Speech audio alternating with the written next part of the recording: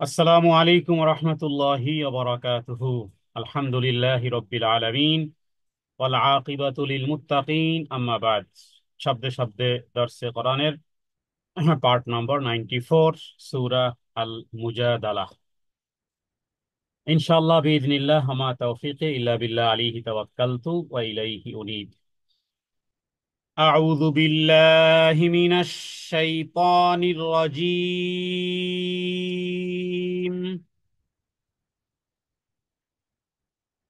يا أيها الذين آمنوا إذا تناجيتم فلا تتناجوا بالإثم والعدوان ومعصية الرسول، وتناجوا بالبر والتقوى واتقوا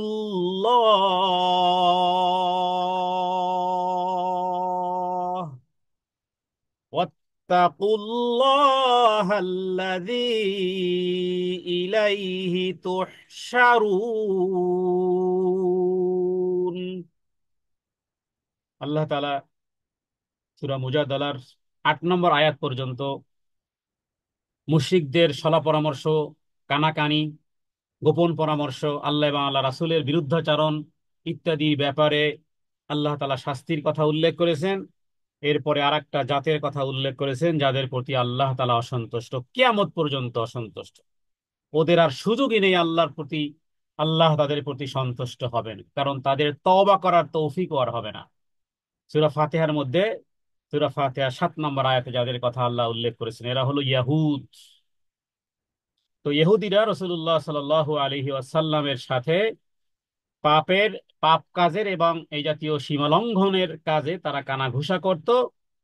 এরপরে রাসূলুল্লাহ সাল্লাল্লাহু আলাইহি ওয়াসাল্লামকে ব্যঙ্গ বিদ্রূপ করার বিভিন্ন ফন্দি ফিকির করত।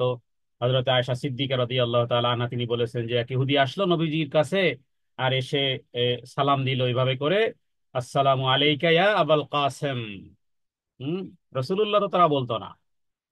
তো আবুল কাসেম, হে আবুল কাসেমের পিতা, আসসালামু আলাইকা ইয়া আবুল কাসেম, তার মানে তোমার আসসালামু আলাইক, তোমার উপরে মৃত্যু অবধারিত হোক হে আবুল কাসেম। হযরত আয়েশা সিদ্দিকা রাদিয়াল্লাহু তাআলা আনহা তিনি এই এই কথা শুনে তিনি উত্তর দিলেন, ওয়া আলাইকাস সাম ওয়াল লানা,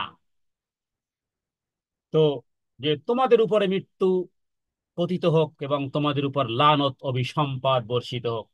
রাসূলুল্লাহ সাল্লাল্লাহু আলাইহি ওয়াসাল্লাম হযরতে আয়েশাকে বললেন, হে আয়েশা, এভাবে এভাবে বলো না। তখন হযরত আয়েশা বললেন, ইয়া রাসূলুল্লাহ, আপনি কি শুনেননি যে সে আপনাকে কি বলেছে? তখন নবীজি বললেন, হ্যাঁ আয়েশা, আমি তো বলেছি, আমি তো আলাইকা বলেছি। ও আলাইকা বলেছি, কারণ ও আলাইকা মানে হলো যে তুমি যেটা আমাকে দিয়েছো ওটা তোমার উপরই, ওটা তোমার উপরই। তো দেখুন এখানে একটা সূক্ষ্ম একটা বিষয় হলো যে ইহুদিরা তারা বদদোয়া করেছিল।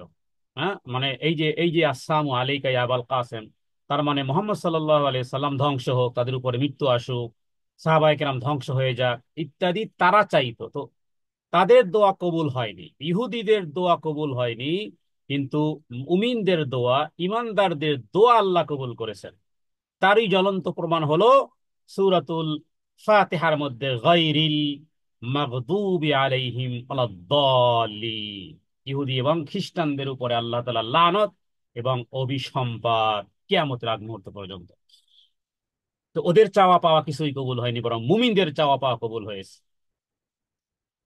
এরপরে 9 নম্বর আয়াতে আল্লাহ তাআলা ইমানদারদেরকে, হ্যাঁ, যারা ঈমান গ্রহণ করেছে তাদেরকে কিছু নীতিমালার কথা আল্লাহ তাআলা শুনিয়েছেন যে তারা আসলে কি করবে, তাদের চরিত্র কেমন হবে, তাদের সামাজিক জীবন কেমন হবে, পারিবারিক জীবন, সামাজিক জীবন ইত্যাদি কেমন হবে, এই বিষয়ে আল্লাহ তাআলা 9 নম্বর আয়াত থেকে দিক নির্দেশনা করেছেন।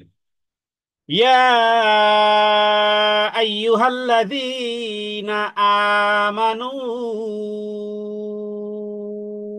ইযা তানাজাইতুম যাইতুম, ইয়া আইয়ুহাল্লাযীনা আমানু, হে ঈমানদার সম্প্রদায়, হে মুমিনগণ, ইদা যখন, তানাজাইতুম, তানাজা শব্দটি মূলত আসলে দুইয়ের অধিক, হ্যাঁ দুইয়ের অধিক, যখন তিনজন হবে অথবা দুইজন হতে পারে, দুইজন অথবা দুইয়ের অধিক থেকে শুরু করে একাধিক হতে পারে, এদেরকে তানাজা, হ্যাঁ বলা হয়।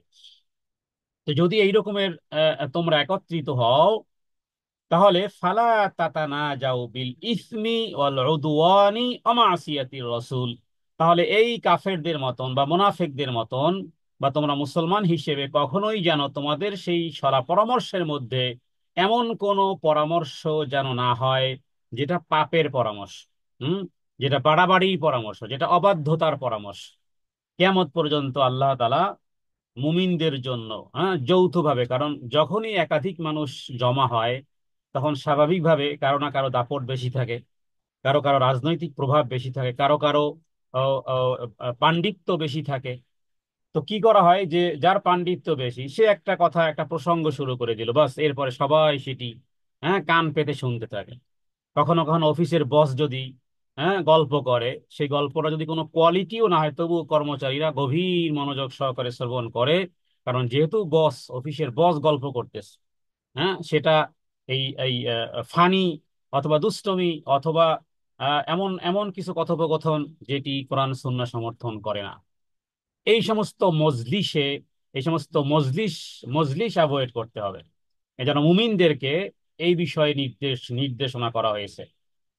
ইদা তানাজাইতুম, যখন গোপনে কোনো পরামর্শ করা হয়, ফালা তাতানা যাও বিল ইসমি, সেই পরামর্শে যেন কোনো বিল ইসমি, যেন কোনো পাপের বিষয় যেন আলোচনা না হয়, ওয়াল উদওয়ান, বাড়াবাড়ির বিষয়, অমাসিয়াতির রসুল, হ্যাঁ এবং আল্লাহ রাসূলের বিরুদ্ধাচারণ, মানে কোন রকমের কানাকানিতে, কোন রকমের পরামর্শ, কোন রকমের বৈঠকে যেন পাপাচার, সীমালঙ্ঘন এবং রাসূলের অবাধ্যতা, হ্যাঁ রাসূলের বিরুদ্ধাচারণ, তোমাদের কোনো পরামর্শ যেন এমন কোনো পরামর্শ না হয়, বরং তোমাদেরকে আল্লাহ তাআলা নির্দেশ করতেছেন কি, ওয়াতানাজাউ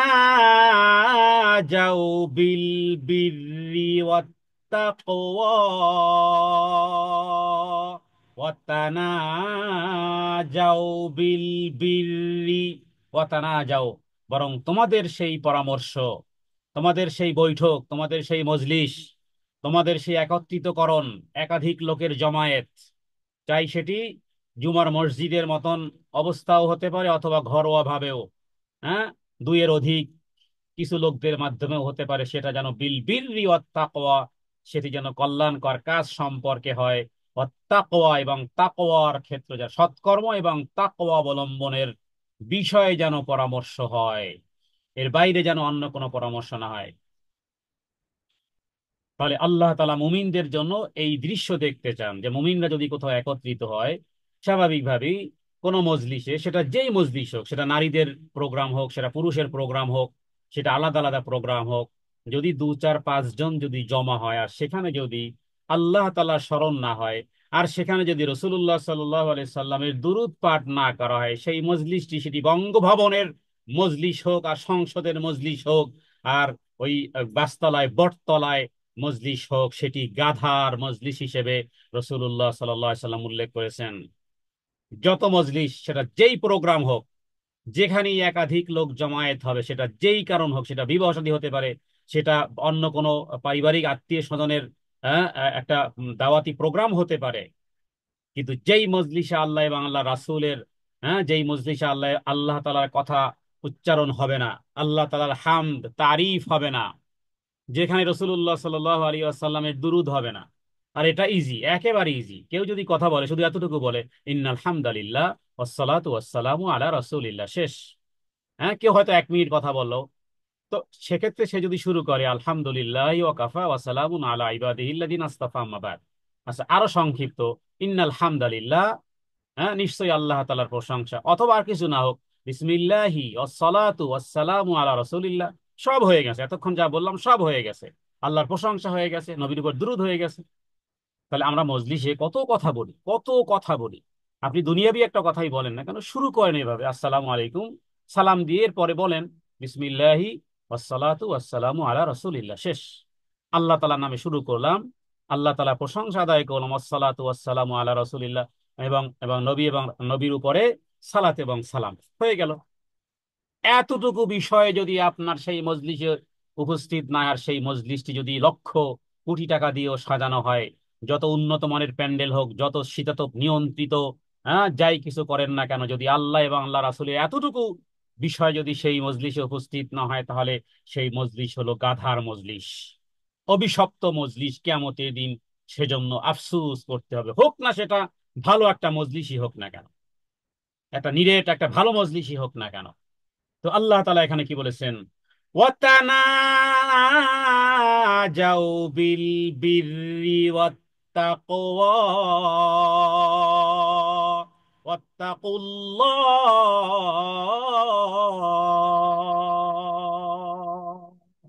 কারণ মজলিসে সবচেয়ে ভায়োলেশন হয়, দ্বীনের সবচেয়ে ভায়োলেশন হয় মজলিসে।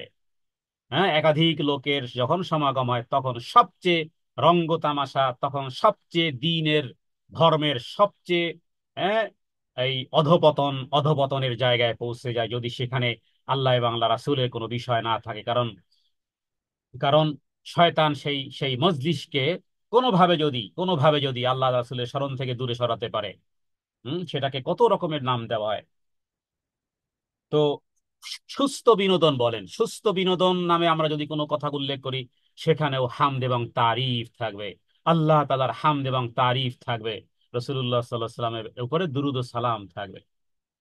তাহলে যদি শরীয়তে কোনো লঙ্ঘনীয় কোনো কাজ না হয়, সেটা যদি বিররি ওয়াত তাকওয়া হয়, যদি বিররি এবং তাকওয়া হয়, তাহলে সেই মজলিসের কথাই আল্লাহ সুবহানাহু ওয়া তাআলা উল্লেখ করেছেন, এবং দুইবার উল্লেখ করেছেন, ওয়াত্তাকুল্লাহ, আল্লাহ তাআলাকে ভয় করো। দুটি শব্দ এখানে দেখুন, ওয়াত্তাকওয়া, তানাজাউ বিল বিররি ওয়াত্তাকওয়া। তাকওয়া বিষয়টি আমরা জানি, আবারও ওয়াত্তাকুল্লাহ, হে ঈমানদারেরা, আল্লাহকে ভয় করো। এরপরে দেখুন আরেকটি শব্দ যোগ করে দেওয়া হয়েছে, যেটি যদি স্মরণে রাখলে অবশ্যই আল্লাহকে ভয় করতে পারবেন। সেটি কি? সেটি হলো এই আয়াতের শেষ অংশ, আল্লাযী ইলাইহি তুহশারুন।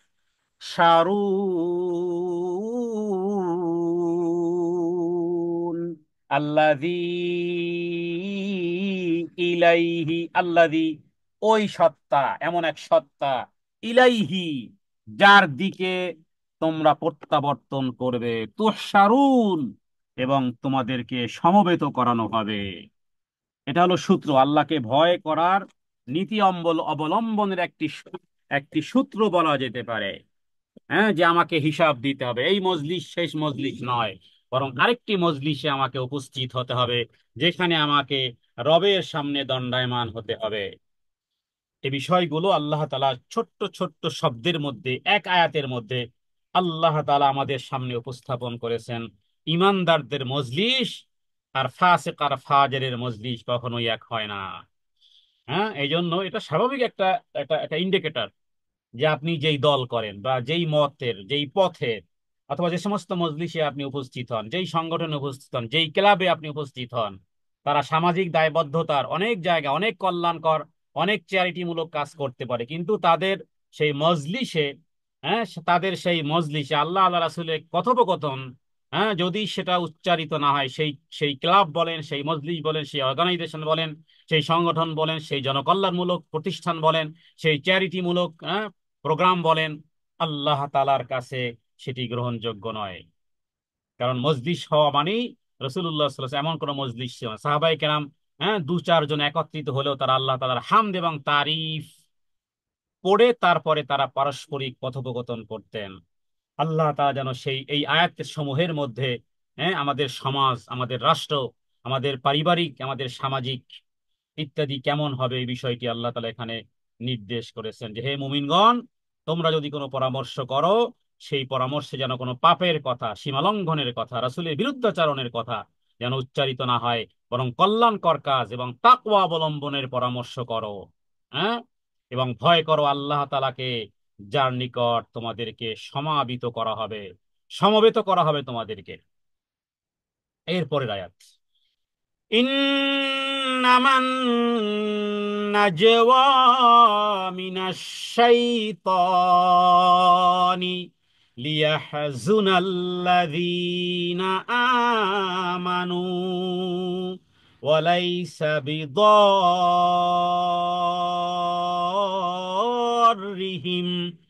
শাইআ বিদাররিহিম।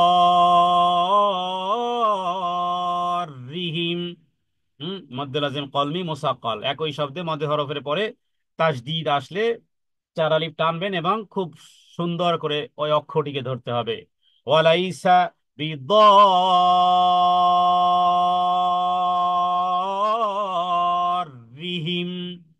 শাইআন ইল্লা বিইযনিল্লাহ।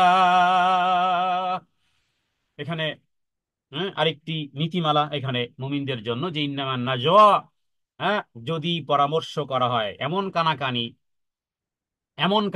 হয়, এমন কোন পরামর্শ করা হয়, হ্যাঁ, যেখানে মিনাশ শাইতানি, হ্যাঁ, যেটি বলা যেতে পারে যে শয়তানের প্ররোচনা, মানে এমন কানাকানি, তার মানে বোঝানো হয় যেই কানাকানির মধ্যে পাপের অংশ থাকবে, সীমালঙ্ঘন থাকবে ইত্যাদি, সেগুলো সেই সমস্ত কানাকানি মূলত শয়তানের পক্ষ থেকেই হয়। এবং এই আয়াতের মাধ্যমে আরেকটি বিষয়ও রাসূলুল্লাহ সাল্লাল্লাহু আলাইহি ওয়াসাল্লাম নির্দেশ করেছেন, যে কোন মজলিসে যদি তিনজন মুমিন ব্যক্তিও থাকে, তাহলে দুইজনে কানাকানি করে কথা বলবে না, কারণ থার্ড যিনি আছেন তিনি মনে কষ্ট পাবেন। তার মানে একসাথে তিনজন বসে আছে, দুইজন কানে কানে কথা বলতেছে, তাহলে আরেকজন যিনি আছেন তিনি কিন্তু মনে কষ্ট পাবেন। রাসূলুল্লাহ সাল্লাল্লাহু আলাইহি ওয়াসাল্লাম বুখারী হাদিসে এনেছেন, রাসূলুল্লাহ সাল্লাল্লাহু আলাইহি ওয়াসাল্লাম স্পষ্ট নিষেধ করেছেন। তাহলে আপনি ভালো কথাই বলেন, ভালো কথাও আপনি কানে কানে আরেকজনের কানে কানে বলতে পারবেন না যদি সেখানে তৃতীয় আরেকজন থাকে। তো এই জাতীয় কর্মকাণ্ড, হ্যাঁ, আল্লাযীনা আমানু, যারা ঈমান গ্রহণ করেছে, তাদের জন্য তাদের জন্য কষ্টের কারণ হয়। লিয়াহজুনাল্লাযীনা আমানু, হ্যাঁ, ঈমানদারদের জন্য কষ্ট হয়। এই আয়াতটি মূলত প্রেক্ষাপট হলো যে মদিনাতে ইহুদিরা তারা পারস্পরিক কথোপকথন করত, হ্যাঁ, কাছে কাছে কানে কানে কথাবার্তা বলতো কোনো মুমিনদেরকে দেখলেই। তো সাহাবায়ে কেরাম স্বাভাবিকভাবেই ভয় পেতেন যে না জানি এরা এভাবে করেই এই কথোপকথনের মাধ্যমে তারা কি মূলত আসলে মুসলমানদেরকে হত্যা করা ইত্যাদি কোন রকমের কিছু করে কিনা। রাসূলুল্লাহ সাল্লাল্লাহু আলাইহি সাল্লামের সামনে উপস্থাপন করা হলো, তাদেরকে বলা হলো যে তারা এরকমের মুসলমানদেরকে দেখলেই অলিতে গলিতে এরকমের চোখ টিপ দেয়, এভাবে শীষ দেয়, এভাবে করে তারা কানে কানে কি যেন বলে। হ্যাঁ, তো নিজেরা কোন রকমের, হ্যাঁ, দলবদ্ধতা তারা পাকাচ্ছে, এটি মুমিনদের জন্য চলাফেরা করা একটা উৎকণ্ঠার কারণ হয়ে গেল। তো রাসূলুল্লাহ সাল্লাল্লাহু আলাইহি সাল্লামকে যখন বলা হলো, তখন তিনি তাদেরকে নিষেধ করেছিলেন। তো এই জাতীয় গোপন পরামর্শ মুমিনদেরকে দুঃখ দেওয়ার জন্যই, এটা একটা শয়তানি কাজ, মিনাশ শাইতানি, এটা শয়তান থেকেই প্রকাশ হয়। গোপন পরামর্শ যার দ্বারা মুমিনরা দুঃখ পায়, হ্যাঁ, তো উদ্দেশ্য হলো যে এটা শয়তানের কুমন্ত্রণা ছাড়া আর কিছুই নয়। তবে মুমিনদেরকে আবার সান্ত্বনা দেওয়া হয়েছে যে হ্যাঁ, তোমাদের জন্য চুপিসারে যতই ফন্দি ফিকির করুক না কেন, দেখো, ওয়ালাইসা বিদাররিহিম শাইআন ইল্লা বিইযনিল্লাহ। আল্লাহ তাআলার অনুমতি ব্যতীত, অভিপ্রায় ব্যতীত তারা কোন রকমের ক্ষতি তোমাদের করতে পারবে না। হ্যাঁ, তারা যতই গোপন পরামর্শ করুক, হ্যাঁ, অথবা তোমাদের সামনাসামনি, হ্যাঁ, তাদের এই কানাকানি তোমাদের সামনে তোমাদেরকে দুঃখ দেওয়ার জন্য ইত্যাদি, এই শয়তান প্ররোচিত এই কাজটি তারা যতই কিছু করুক না কেন, মনে রাখো তোমাদের কোনোই ক্ষতি করতে পারবে না আল্লাহ তাআলার অনুমতি ব্যতীত। আল্লাহ তাআলার অনুমতি ছাড়া তাদের কোনো ক্ষতি করতে পারবে না। এবং মুমিনদের উচিত কি উচিত? وعلى الله فليتوكل المؤمنون। وعلى الله, দেখুন এখানে আমরা বলবো যে এই সমস্ত আয়াতগুলো যেহেতু কোরআনুল কারীম বাস্তব জীবন, অনেকের সংসার জীবনে দেখা যায় যে এই সংসার জীবনে দেখা যায় যে আত্মীয়তার মধ্যেই, হ্যাঁ, বিশেষ করে অনেক ক্ষেত্রে, অনেক নববধূর ক্ষেত্রে ঘটে, বা বউদের ক্ষেত্রে ঘটে ঘটে যে শাশুড়ি ননদ, হ্যাঁ, তারপরে দেবর ইত্যাদি, শ্বশুর, এরা এক ধরনের এই কানাকানি করে বউয়ের ব্যাপারে, বিভিন্ন রকমের কানাকানি করে। হ্যাঁ, অনেক ঘরই, অনেক পরিবারই আছে। এটা একটা জাস্ট একটা উদাহরণ হতে পারে, এর বিপরীতটাও হতে পারে।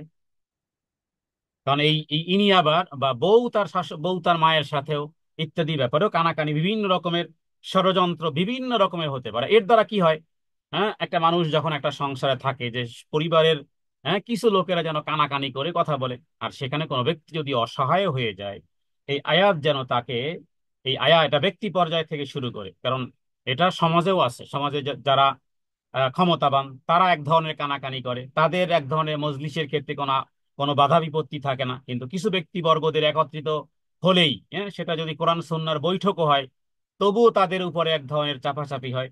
তো এটি ব্যক্তিগত ঘর থেকে শুরু করে রাষ্ট্রীয় পর্যন্ত সব জায়গাতে হতে পারে, বিভিন্ন জায়গাতে মুমিনদের জন্য জীবন সংকীর্ণ হয়ে যেতে পারে।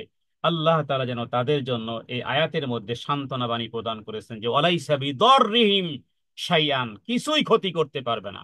মানুষ কানাকানি করতে পারে, কানাকানি করার মাধ্যমে আপনার ভাগ্য পরিবর্তন করতে পারবে না, বরং আপনি কি করবেন, ওয়া আলাল্লাহ ফালইয়াতাওয়াক্কালিল মুমিনুন, মুমিনদের কর্তব্য হলো একমাত্র আল্লাহ সুবহানাহু ওয়া তাআলার উপরে ভরসা করা।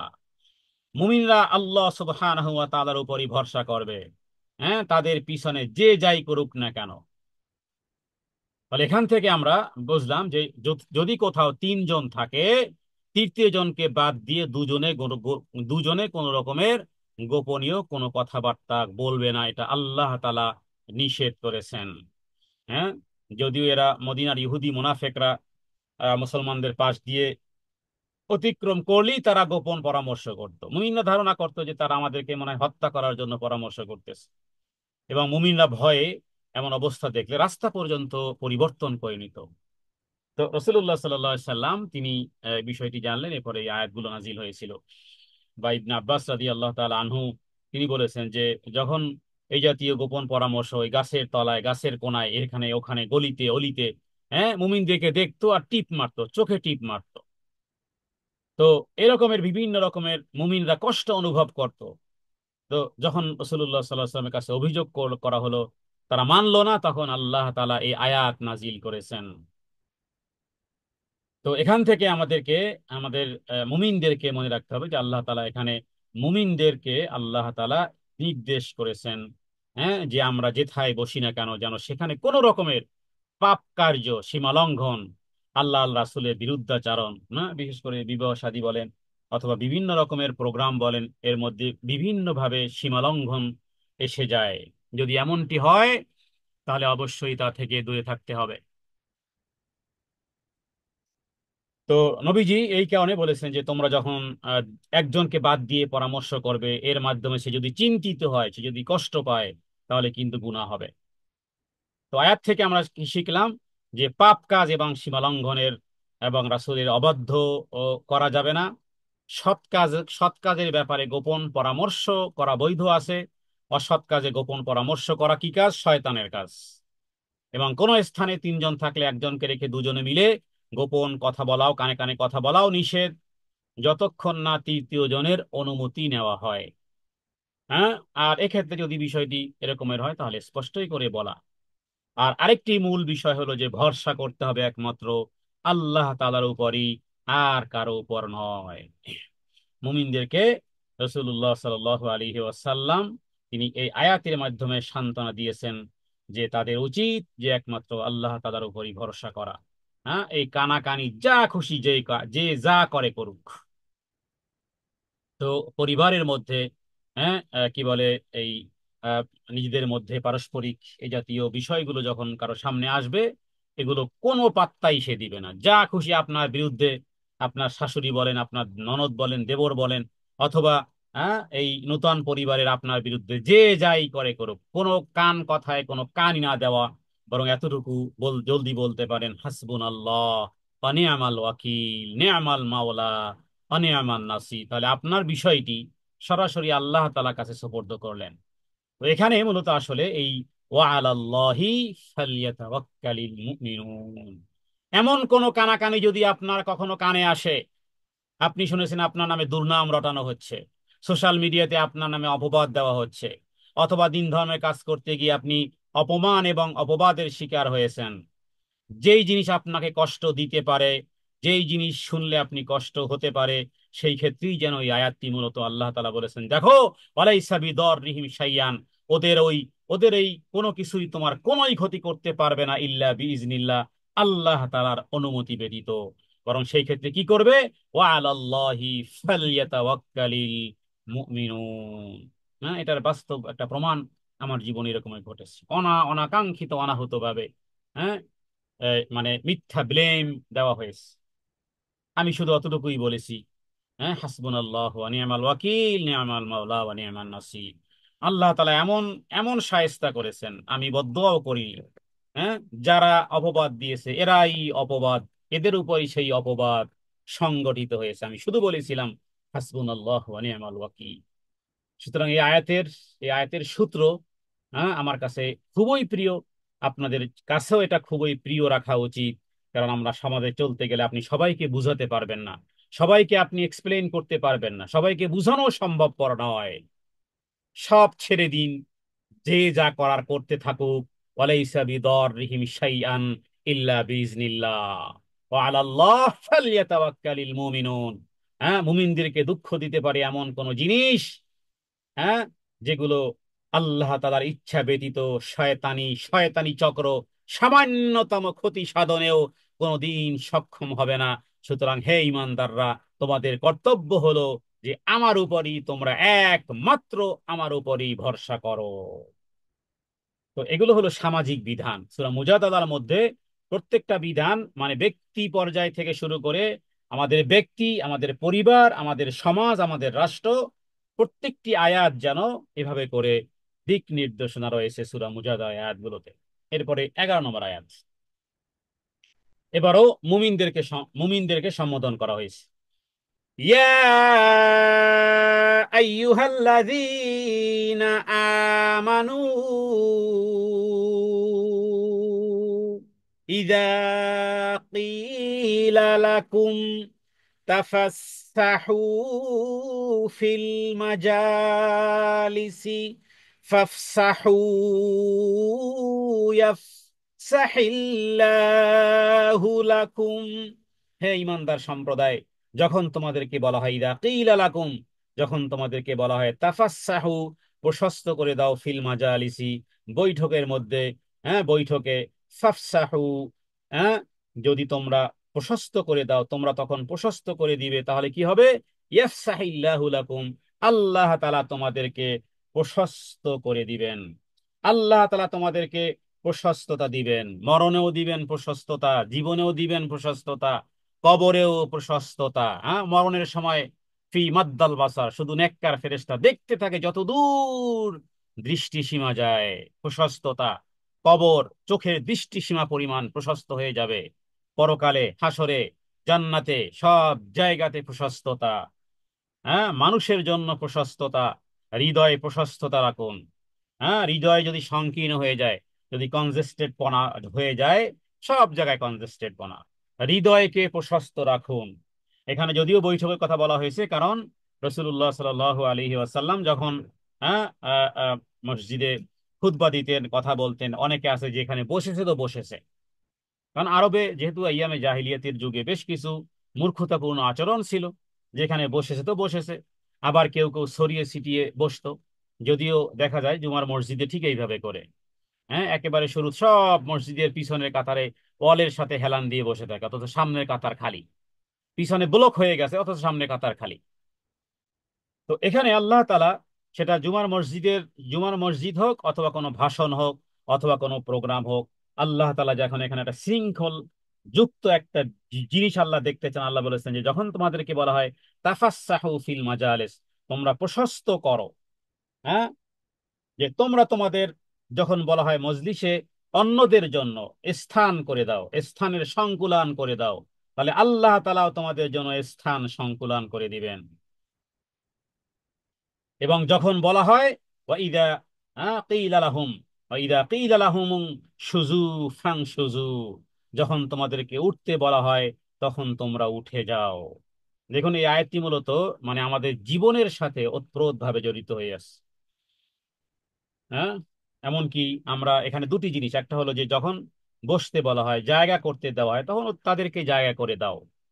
আবার যখন উঠে যেতে বলা হয় তখন তোমরা উঠে যাও। তার মানে কখনো কখনো জায়গা ছেড়ে দেওয়া, হ্যাঁ, অন্যের জন্য জায়গাকে প্রশস্ত করা, আবার কখনো কখনো সংক্ষিপ্ত করা, কখনো কখনো উঠে চলে যাওয়াও এই আয়াতের মধ্যে এট এ টাইমে আল্লাহ তাআলা দুই জিনিসের উল্লেখ করেছেন। এই ক্ষেত্রে এই আয়াতের মধ্যেই আরেকটি সৌন্দর্য, মানে প্রতিটি আয়াত লম্বা হলে কি হবে, প্রতিটি আয়াতের মধ্যে একটা কমপ্লিট একটা কোর্স, হ্যাঁ, একটা কমপ্লিটলি একটা যেন ফাইনালি একটা ফার্স্ট টু লাস্ট একটা দৃশ্যের অবতারণা আল্লাহ তাআলা করেছেন। এখানে দেখুন ধাপে ধাপে, যে একবার বলা হয়েছে তোমরা প্রশস্ত করে দাও জায়গাকে, আবার একবার বলা হয়েছে তোমরা তোমরা উঠে যাও। হ্যাঁ, ওয়াইদা কিলান সুজু, তোমরা উঠে যাও, ফান সুজু, যখন তোমাদেরকে উঠে যেতে বলা হয়। এরপরে দেখুন আল্লাহ তাআলা জ্ঞানের কথা বলেছেন। হ্যাঁ, তাহলে এই ওঠা আর বসা এর মধ্যে আবার জ্ঞানের বিষয়টি কেন আসলো? সুবহানাল্লাহ। এই কোরআন যে, হ্যাঁ, এই কোরআন আল্লাহ তাআলার যে কালাম, কারণ আমাদের দৈনন্দিন জীবনের সাথে অনেক বিষয়, অনেক রিলেটিভের সাথে বিষয় যুক্ত আছে। হাদিস থেকে এর ব্যাখ্যাগুলো পাওয়া যায়। যেমন নাকি আপনি কোনো অসুস্থ কোনো রুগীকে দেখতে গেছেন, কোনো হসপিটালে দেখতে গেছেন, অথবা কোনো বাড়িতে কোনো রুগীকে দেখতে গেছেন। অনেকে আছে যে রুগীর সাথে কথা বলতেছে তো বলতেছে, সেখানে বসে আছে তো বসে আছে, আর কোনো ওঠা নামগন্ধ নাই। এটা নিষেধ, হাদিসে নিষেধ করা হয়েছে এইভাবে। হুম, যে আপনার তার হাজাত থাকতে পারে, তার প্রস্রাব পায়খানা বেগ থাকতে পারে, একটা অসুস্থ মানুষ, হ্যাঁ, তার ভালো না লাগা থাকতে পারে। এই জন্য তার অবস্থার প্রেক্ষাপট মনে করে একজন জ্ঞানী ব্যক্তি তিনি আসলে অনুভব করতে পারবেন। হ্যাঁ, যাদের কাছে এই জ্ঞান নেই, এই যে ইয়ারফাইল্লাহুল্লাযীনা আমানু মিনকুম, হ্যাঁ, এখানে আল্লাহ তাআলা জ্ঞানের কথা উল্লেখ করেছেন। এই জন্য জ্ঞানী, জ্ঞানী আলেম, জ্ঞানী আলেমকে, আলেম মানে জ্ঞানী, রাসূলুল্লাহ সাল্লাল্লাহু আলাইহি সাল্লাম হাদিসের মধ্যে উল্লেখ করেছেন যে আলেমের মর্যাদা ওই রকমের সাধারণ ব্যক্তির মানে আবেদের উপরে ওইভাবে। আবেদ বলতে যে আল্লাহর ইবাদত বন্দি করে, আলেম সে ইবাদত বন্দি করে, আবেদ সেও আল্লাহর ইবাদত বন্দি করে, কিন্তু এর মধ্যে পার্থক্য হলো, ইমাম তিরমিজি হাদিস এনেছেন যে আলেমের মর্তবা মর্যাদা সাধারণ ব্যক্তি বা আবেদের উপরে ওইভাবে যেভাবে করে রাতের আকাশে, রাতের আকাশে তারকা সমূহের মধ্যে শ্রেষ্ঠত্ব থাকে চন্দ্রের, চাঁদের যেমন মর্তবার মর্যাদা তারকা সমূহের মধ্যে। হ্যাঁ, তাহলে কোথায় তারকা আর কোথায় চাঁদ, কোথায় চাঁদ আর কোথায় তারকা? তাহলে এখানে কাদেরকে রাসূলুল্লাহ সাল্লাল্লাহু আলাইহি সাল্লাম চাঁদের সাথে তুলনা করেছেন? ওই যে যাদেরকে আল্লাহ তাআলা দ্বীনের জ্ঞান দিয়েছেন, দ্বীনের জ্ঞান দিয়ে, হ্যাঁ, টাকা পয়সা দিয়ে, স্বাস্থ্য দিয়ে, শরীর দিয়ে, সৌন্দর্য দিয়ে কোনো কিছুতে কম্পিটিশন, হ্যাঁ, চলে না, বরং একটা, সরি, মানে কম্পিটিশন চলে, এটা ইচ্ছা করলে করা যায়, কিন্তু এমন একটা জায়গা যা যে জ্ঞানের জায়গা, এটার কম্পিটিশন কখনোই ধরা সম্ভবপর নয়। কারণ এটাকে আল্লাহ তাআলা বলেছেন ইয়ারফাইল্লাহুল্লাযীনা আমানু মিনকুম ওয়াল্লাযীনা উতুল ইলমা দারাজাত। হ্যাঁ, এই আয়াতের মর্ম যদি আমরা বুঝি তাহলে বলবো যে খাবার দাবার, ঘুম, দুনিয়াবি দৈনন্দিন জীবনের যা কিছু প্রয়োজন আছে এগুলো ঠুনকো, এগুলো দরকার নেই, বরং আমি দ্বীনের জ্ঞান আহরণ করতে চাই, কারণ আমি চাঁদ হতে চাই। হ্যাঁ, আমি চাঁদ, তারকা সমূহের মধ্যে চাঁদের মর্তবা মর্যাদা যেমন, এটা এমন না যে নবী রাসূলের মর্তবা, সাধারণ একজন ব্যক্তি যিনি জ্ঞানী, হ্যাঁ, যিনি দিনের জ্ঞান অর্জন করেছেন তার মর্তবা আর মর্যাদা হলো চাঁদের মতন। সাধারণ যারা আবেদ, শুধু এবাদত করে বাস, শুধু আবেদ, এবাদত এবাদত গুজার, তাদের উপরে চাঁদের মর্যাদা কার? যিনি দ্বীনের জ্ঞান অর্জন করেছেন। ইমাম তিরমিজি সহিহ সনদে হাদিস এনেছেন। তাহলে এখানে, হ্যাঁ, এই যে বললাম যে একজন ব্যক্তি তিনি অসুস্থ ব্যক্তির কাছে গেলে খুব তার অবস্থার প্রেক্ষাপট মনে করে তিনি, হ্যাঁ, তার সাথে দোয়া সালাম করে তারপর তাড়াতাড়ি সেই জায়গা প্রস্থান করতে পারে তারাই, যাদের কাছে দ্বীনের জ্ঞান আছে। হ্যাঁ, কারণ রাসূলুল্লাহ সাল্লাল্লাহু আলাইহি ওয়াসাল্লাম তো বলে দিয়েছেন। তারপরে আবার অসুস্থ ব্যক্তির কাছে গিয়ে, হ্যাঁ, এমন কোন তার যে রোগ হয়েছে, হ্যাঁ, আপনি যদি বলেন যে এই রোগে তো আসলে মানুষ বাঁচে না, বা এই রোগে তো মানুষ মারা যায়, এটাও হাদিসে নিষেধ। হ্যাঁ, বরং তাকে আপনি কি বলবেন? আমরা আমরা সাধারণত ভাবে অসুস্থ ব্যক্তি দেখে দেখতে গেলে আমরা কি বলবো?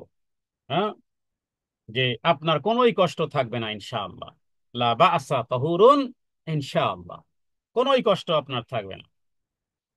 তো এখানে রাসূলুল্লাহ সাল্লাল্লাহু আলাইহি সাল্লামের উপরে আয়াতগুলো নাজিল হওয়ার মাধ্যমে আল্লাহ তাআলা ইমানদারদেরকে একটা একটা একটা শৃঙ্খল জাতি হিসেবে, হ্যাঁ, রাসূলুল্লাহ সাল্লাল্লাহু আলাইহি ওয়াসাল্লামের উপরে এই আয়াতগুলো নাজিল হওয়ার মাধ্যমে আরো বেশ কিছু রক্ষা আছে। রাসূলুল্লাহ সাল্লাল্লাহু আলাইহি সাল্লাম তিনি একবার দাওয়াত করেছিলেন সাহাবীদেরকে, তারা খাবার দাবার খেয়ে এরপরে তারা গল্প শুরু করে দিল। রাসূলুল্লাহ সাল্লাল্লাহু আলাইহি ওয়াসাল্লাম লজ্জায় বলতেও পারতেছিলেন না, তিনি ঘরেও পারতেছিলেন না। ছোট্ট ঘরের এক অংশে যদি সাহাবায়ে কেরাম বসে খাবার দাবারের পরে আলাপ আলোচনা করতে থাকে, সূরা হুজুরাতের মধ্যে আল্লাহ তাআলা ডিটেলস বলেছেন। তো আল্লাহ তাআলা রাসূলুল্লাহ সাল্লাল্লাহু আলাইহি ওয়াসাল্লামের অবস্থার প্রেক্ষাপটে তিনি কোরআনুল কারীমের সমস্ত আয়াতগুলো নাজিল করেছেন। তো এই আয়াতের মধ্যে যে বিষয়টি শিক্ষণীয় সেটি আমরা যদি করি তাহলে কোরআন মানা হবে। হ্যাঁ, কোরআন মানা হবে। এবং যখন যখন উঠতে বলা হবে তখন উঠে যাবে। এবং এরপরে আয়াতে আল্লাহ তাআলা ইলমের প্রশংসা করেছেন। তাহলে আয়াতের শেষ অংশ, وَإِذَا قِيلَ انشُزُوا فانشُزُوا। হে ইমানদাররা, যখন তোমাদেরকে বলা হবে তোমরা উঠে যাও, তখন তোমরা উঠে যাও। ইয়ারফাইল্লাহুল্লাযীনা আমানু মিনকুম। ইয়ারফাইল্লাহ, আল্লাহ তাআলা মর্তবার মর্যাদাকে বৃদ্ধি করেন। ইয়ারফাইল্লাহ, রফা ইয়ারফাউ, উপরে করা, উন্নত করা, উচ্চ শিখরে আরোহণ করানো। আল্লাহ তাআলা যাদেরকে উচ্চ শিখরে আরোহণ করান, আল্লাযীনা আমানু, যারা ঈমান গ্রহণ করেছে, মিনকুম, তোমাদের মধ্য থেকে, ওয়াল্লাযীনা উতুল ইলমা দারাজাত, এবং যাদেরকে আল্লাহ তাআলা জ্ঞানের মাধ্যমে, যাদেরকে আল্লাহ তাআলা জ্ঞানের মাধ্যমে মর্যাদায় উন্নত করেছেন। তাহলে জ্ঞানের মাধ্যমে মানুষের মর্তবার মর্যাদা বাড়ে। এজন্য এজন্য রাসূলুল্লাহ সাল্লাল্লাহু আলাইহি ওয়াসাল্লাম আল্লাহ তাআলার কাছে বলতেন, হে আল্লাহ, আমি আপনার কাছে এমন বিদ্যা চাই, এমন বিদ্যা চাই, এমন ইলম চাই, যেই ইলম উপকার বয়ে নিয়ে আসে। কারণ এলেমও, কোন কোন এলেম আছে, কোন কোন জ্ঞান আছে যেগুলো উপকার বয়ে নিয়ে আসে না। তবে একটা জিনিস কোরআন সুন্নাহ থেকে পাওয়া যায়, যে যে হিকমা, প্রজ্ঞা, আমা ইউতাল হিকমাতা ফাকাদ উতিয়া খাইরান কাসীরা। প্রজ্ঞা এমন এক জিনিস যেটি কল্যাণ ব্যতীত আর কোনো কিছু কি আকর্ষণ করে না। তো এখানে আল্লাহ তাআলা ইলমের কারণে, ইলমের বিষয় কয়েক শত আয়াত আছে, কয়েক শত হাদিস আছে, আমরা সেগুলোর দিকে যাব না। শুধু এতটুকু বলবো যে আল্লাহ তাআলা মানুষের মর্তবার মর্যাদা বৃদ্ধি হয়। হ্যাঁ, আল্লাহ তাআলা মর্যাদায় উন্নত করবেন জ্ঞানের কারণে। যাদেরকে আল্লাহ তাআলা জ্ঞান দান করেছেন, আল্লাহ তাআলা তাদেরকে মর্যাদায় উন্নত করবেন। সুতরাং কিয়ামতের দিন তারাও মর্তবার মর্যাদায় উন্নত হবে। তবে এই জ্ঞান দুনিয়াবি কোনো জ্ঞান নয়, দুনিয়াবি কোনো জ্ঞান নয়, বরং এই জ্ঞান বলতে এখানে মূলত আল্লাহ তাআলা পরকালের জ্ঞানকে, পরকালের জ্ঞান, আসমানের ওহির জ্ঞানকে যদি কোনো ব্যক্তি ধারণ করে, আল্লাহ তাআলা তার মর্তবা এবং তার মর্যাদা আল্লাহ বৃদ্ধি করবেন, এই আয়াতের মধ্যে উল্লেখ করেছেন। ওয়াল্লাযীনা উতুল ইলমা দারাজাত। আল্লাহ তাআলা যারা ঈমান এনেছে এবং যাদেরকে জ্ঞান দেওয়া হয়েছে, আল্লাহ তাআলা তাদেরকে এই ইলমের কারণে মর্যাদায় উন্নত করবেন। ইলমা দারাজাত, দারাজাত উন্নত করবেন। এরপরে আল্লাহু বিমা তা'মালুনা খাবীর। আল্লাহ তাআলা খুব ভালো করে জানেন তোমরা যা কিছু করো। এই কারণে একজন মুমিন ব্যক্তি সকাল আর সন্ধ্যা জ্ঞান আহরণের পিপাসা তার হৃদয়ে থাকা উচিত। হ্যাঁ, যে কোনো ব্যক্তি যদি দিনের মাসআলা জানে, একটি মাসআলা জানা হাজার রাকাত নফল সালাত থেকে উত্তম। আপনাদেরকে বলবো যে আপনারা প্রত্যেকে আপন আপন ঘরকে একটা লাইব্রেরি বানিয়ে ফেলেন। কার ঘরে কত ইঞ্চি টিভি, কত এলইডি, কত ইউএলইডি টাইপের টিভি, কার ড্রয়িং রুম কত রকমের সাজসজ্জা দিয়ে সাজানো। দেখুন, এগুলো নশ্বর পৃথিবী। নশ্বর এই পৃথিবী, আপনি স্বর্ণ দিয়েই সাজান না আপনার পুরো ঘরকে, লাভ নেই। টুডে টুমোর আপনি শেষ হবেন, এই ঘরও শেষ হবে, স্বর্ণ টর্ণ সহ আসমান জমিন চন্দ্র সূর্য গ্রহ নক্ষত্র সব ভেঙ্গে চুরে একাকার হয়ে যাবে। বরং নিজের ঘরটাকে একটা লাইব্রেরি দিয়ে সাজান। আপনার ঘরটা যেন হয় একটা ইসলামিক লাইব্রেরি। হাদিসের কিতাবগুলো আপনি, একটা হাদিস পড়বেন, একটা মাসালা জানলেন, হাজার রাকাত নফল সালাতের চেয়ে উত্তম। নাওমুল আলিমি খায়রুম মিন ইবাদাতিল জাহেল। যদিও এই হাদিসটি দুর্বল, এই আলিমের ঘুম অতি উত্তম জাহেলের ইবাদতের চেয়ে। তবে অন্যান্য হাদিসের সাপোর্ট থেকে বোঝা যায় যে দ্বীনের জ্ঞান এমন এক দ্বীনের জ্ঞান যেটি হাজার রাকাত সালাতের চেয়ে উত্তম। কারণ ভুলে ভরা বিভিন্ন রকমের ইবাদত বন্দি করার চেয়ে আপনি সঠিক দ্বীনের জ্ঞান জানলেন। এই কারণেই রাসূলুল্লাহ সাল্লাল্লাহু আলাইহি সাল্লাম বলেছেন যে আলেমের মর্যাদা সাধারণ ব্যক্তিদের উপরে ওই রকমের, যেমন তারকা সমূহের উপরে চাঁদের মর্যাদা। হ্যাঁ, তাহলে এই চাঁদের মর্যাদার রাস্তা কিন্তু বন্ধ হয়নি বোন।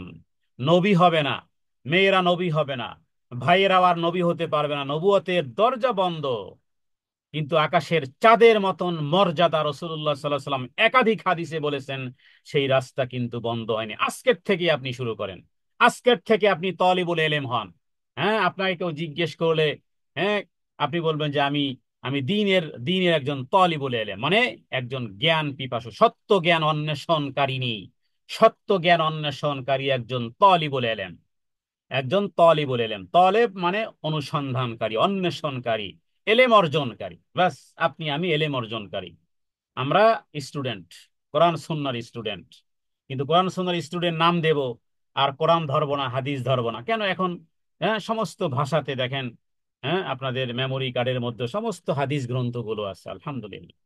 দৈনিক এক পৃষ্ঠা করে দুইটা দুইটা হাদিস করে পড়েন, দুটি দুটি করে হাদিস পড়েন। হ্যাঁ, ওই 100 রাকাত নফল সালাতের চেয়ে যদি এই জ্ঞান রাখেন যে আমার রসুল সাল্লাল্লাহু আলাইহি সাল্লাম তার স্বর্ণালী উপদেশ সময়ের মধ্যে যে সোনালী উপদেশগুলো দিয়েছে সেগুলো আমি জানবো। হ্যাঁ, বুখারী রাখেন মাথার কাছে, সহিহ মুসলিম রাখেন মাথার কাছে, সব ভাষাতে ট্রান্সলেশন হয়ে আছে, হাতের কাছে হাত বাড়ারই আপনি পাবেন। এই জন্য অনুরোধ করব, প্রত্যেক বোনকে বলবো, হ্যাঁ, যে আপনারা আপনাদের ঘরটাকে একটা ইসলামিক লাইব্রেরি বানান। আপনাদের বাচ্চাদেরকে, আপনাদের সন্তানদেরকে বিভিন্ন ডিভাইস, ঘরে এত বড় বিশাল ইলেকট্রনিক্স বিভিন্ন ইনস্ট্রুমেন্ট না রেখে বরং কিতাবাদি রাখেন। এই কারণে তো সৌদি আরবের ওলামায়ে কেরামগণ বলেছেন যে অডিও আর ভিডিও, যেই কালে অডিও ভিডিও ছিল না সেকালেও দ্বীনের ধারাবাহিকতা, দ্বীনের অমীয় বাণী রন্দে রন্দে মানুষের কাছে পৌঁছে গেছে। এখন আপনি সেটা ইসলামিক ভিডিও বলেন, আর ইসলামিক লেকচার বলেন, আর ইসলামিক যাই কিছু বলেন না কেন, আমাদেরকে সেই পূর্বের, হ্যাঁ শুনেন, কিন্তু ম্যানুয়ালি ভাবেও আপনি আপনার ঘরটাকে একটা ইসলামিক লাইব্রেরি বানান। তাহলে এই আয়াতের মধ্যে আপনি শামিল হতে পারবেন। আল্লাযীনা আমানু মিনকুম ওয়াল্লাযীনা উতুল ইলমা দারাজাত আল্লাহু বিমা তা'মালুনা খাবীর। আল্লাযীনা আমানু মিনকুম, যাদেরকে ঈমান দেওয়া হয়েছে তোমাদের মধ্য থেকে, যারা ঈমান গ্রহণ করেছে, ওয়াল্লাযীনা উতুল ইলমা দারাজাত, এবং যাদেরকে জ্ঞান দেওয়া হয়েছে। ইমানকে এক জায়গাতে, এরপরে আরেকটা পাল্লাতে বলা হয়েছে, যে যেন এক পাল্লাতে দিলাম ঈমান, আর এক পাল্লাতে দিলাম জ্ঞান। হ্যাঁ, তাহলে দেখুন, হ্যাঁ, মানে দোনো আমরা যদি বলি যে তো কোনটা নেব, অবশ্যই ঈমান তো আগে নেবই, কিন্তু তারপরে দ্বিতীয়টার মর্তবা কেমন? যদি আপনাকে বলা হয় যে আপনার কোন চোখ উত্তম, ডান চোখ না বাম চোখ, আপনি কি বলবেন? আপনার অ্যান্সার হবে যে আমার দুই চোখই ভাই উত্তম। যদি বলে যে আপনার একটা চোখ, কোন চোখটা আপনার বেশি প্রিয়, যদি বলে কেউ জিজ্ঞেস করে, হ্যাঁ, আমাদের অ্যান্সার হবে যে ভাই আমার দোনো চোখই আমার প্রিয়। কোন হাত আপনার উত্তম? ভাই আমার দোনো হাতই উত্তম, দোনো হাতই আমার প্রিয়। হ্যাঁ, কোন পা আপনার কাছে? দোনো পাই আমার কাছে প্রিয়। তাহলে ইমানের একটা বিষয় এখানে আল্লাহ উল্লেখ করেছেন, এরপরে ওয়াল্লাযীনা উতুল ইলমা দারাজাত, জ্ঞানকে আর একটা জায়গাতে উল্লেখ করেছেন। কারণ আপনি যদি দ্বীনের জ্ঞান অর্জন না করেন, তাহলে শুধু ঈমান, ঈমান এনেছেন আল্লাহ তাআলার প্রতি, শুধু ঈমান এনেছেন, এটা জাহান্নাম থেকে আপনাকে মুক্তি দিতে পারবে না। কোনো একদিন ঈমানের কারণে আল্লাহ তাআলা বের করবেন, সেটা তো বহু দূর কি বাত হয়। এই জন্য উতুল ইলমা দারাজাত, দ্বীনের জ্ঞান অর্জন করার ক্ষেত্রে আল্লাহ তাআলা তাদেরকে, হ্যাঁ, এটা একটা দলিল, এটা একটা দলিল। তো এই আয়াতের মধ্যে দেখুন, একটা আয়াত এত লম্বা আয়াত, এবং এর আয়াতের মধ্যে আমরা তাহলে কি জানলাম?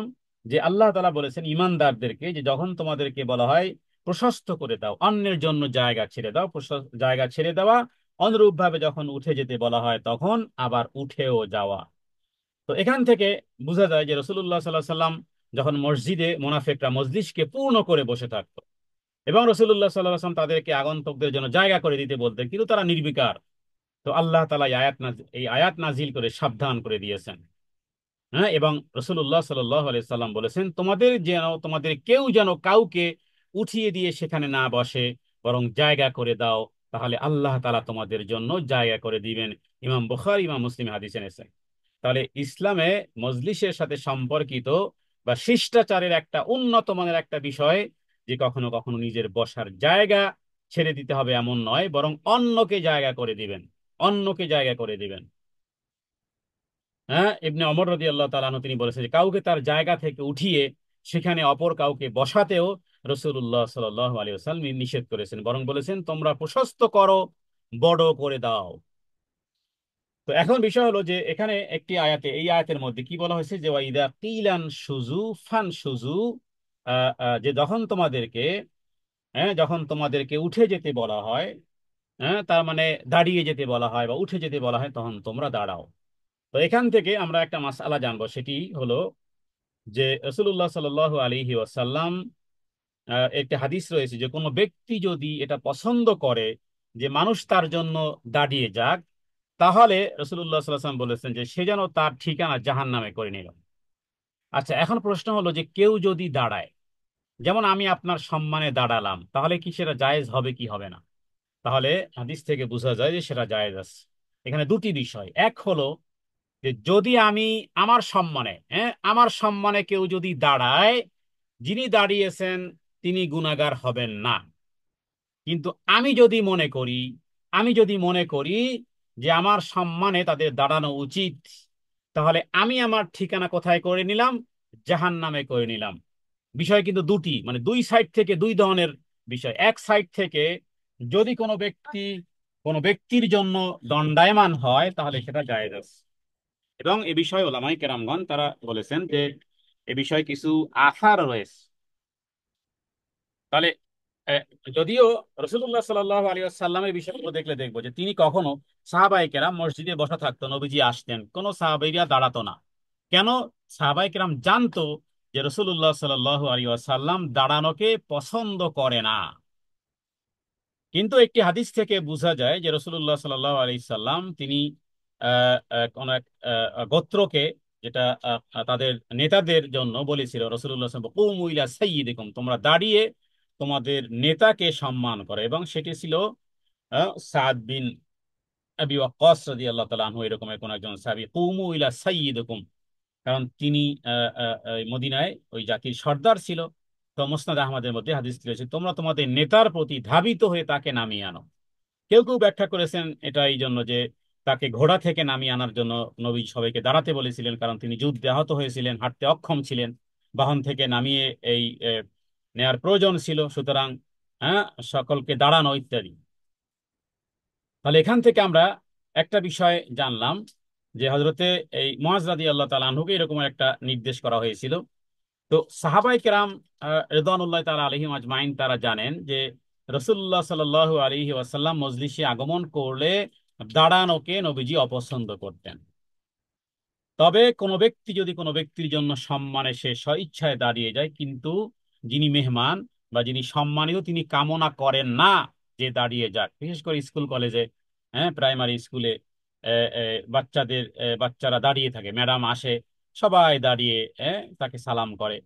অথবা এই সংসদ ভবনে বলেন, অথবা বিভিন্ন জায়গাতে, অফিস আদালতে, হ্যাঁ, যে সবাই আহ, নেতা বা লিডার বা বস, হ্যাঁ, তিনি আসেন আর সবাই দাঁড়িয়ে থাকে। তো এই ক্ষেত্রে যদি ওই ওই ব্যক্তি মনে করে, হ্যাঁ, যে আমার জন্য দাঁড়ানো উচিত, কারণ আমি এটার পরিচালক, আমি এটার ম্যানেজার, আমি এটার এই সেই, তাহলে সে যেন তার ঠিকানা জাহান্নামে করে নিল। যদি এটা তার হৃদয়ে যদি না থেকে থাকে, আর যদি অন্যান্য কর্মচারীরা বা কেউ যদি দাঁড়ায়, তাহলে দাঁড়ানোটা হারাম হবে না, কারণ এই হাদিস থেকে, মুসনাদ আহমদের মধ্যে এই হাদিসের এই অংশটুকু থেকে পাওয়া যায়, কুমু ইলা সাইয়্যিদিকুম ফানজিলুহু, নবীজি বলেছেন তোমাদের নেতা, হ্যাঁ, সাদকে তোমরা তার দিকে ধাবিত হও, এবং হ্যাঁ, দাঁড়িয়ে তোমাদের নেতার প্রতি ধাবিত হও। তাহলে এখান থেকে আমরা এই মাসআলাটি জানলাম এই আয়াতের মধ্যে থেকেই। তো এই কারণে আমরা বলবো যে কাউকে তার বসা থেকে এই না সরানো, এটা করা উচিত নয়, বরং যে যেখানে আছে তিনি জায়গা করে দিবেন। তাহলে আল্লাহ তাআলা দুনিয়া এবং আখিরাতে পুরস্কৃত করবেন। এবং এটা নম্রতার একটা পরিচয়।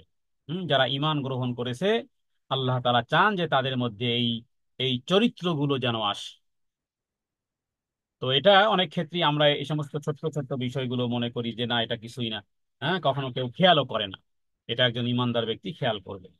আর বিশেষ করে চলন্ত পথে যদি কোনো বয়োবৃদ্ধ ব্যক্তি আমরা দেখতে পাই, হ্যাঁ, তো জীবনে, হ্যাঁ, যারা যারা একটু শক্তিশালী তাদের উচিত যে তাদের জন্য সিট ছেড়ে দেওয়া, আল্লাহ সন্তুষ্টির জন্য। কারণ রাসূলুল্লাহ সাল্লাল্লাহু আলাইহি ওয়াসাল্লাম বলেছেন, যে ব্যক্তি বড়কে সম্মান করে না, ছোটকে স্নেহ করে না, সে আমার দলভুক্ত নয়।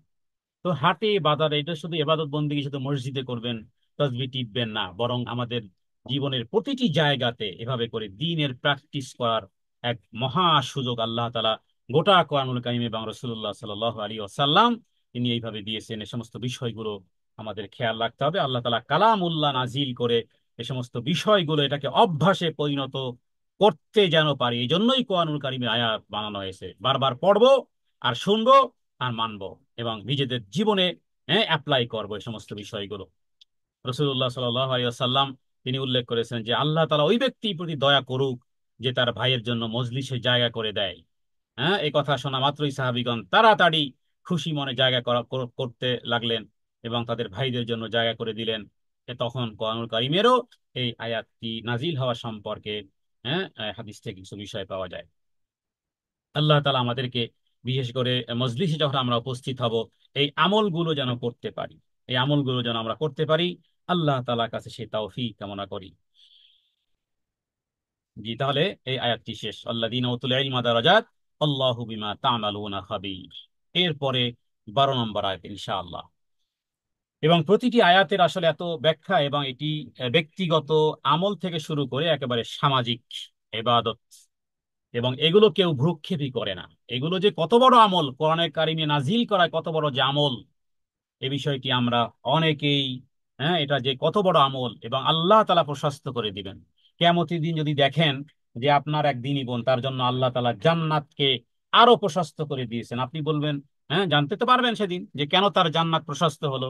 যদি বলা হয় ওই যে দুনিয়ার জীবদ্দশায় তার জন্য একটু জায়গা করে দিয়েছিল, ব্যাস, এই জন্য আল্লাহ তাআলা প্রশস্ত করে দিয়েছেন। তো কোরআনুল কারীমের আয়াত তো উঠে যায় না, আসমানে উঠে যায় না, আয়াত আছে, এখনো সূরা মুজাদালার মধ্যে আছে। তাহলে কেন প্র্যাকটিস করব না? কেন সেদিন আফসোস করতে হবে যে হায় যদি জানতাম, যদি পালন করতে পারতাম, আমল যদি করতাম, লাউ কুন্না নাসমাউ আও নাকিলু মা কুন্না ফি আসহাবিস সাঈর। তো এই জাতীয় আফসোস যেন না করতে হয়, আল্লাহ তাআলা কোনো ফাঁক ফোকর রাখেন নাই।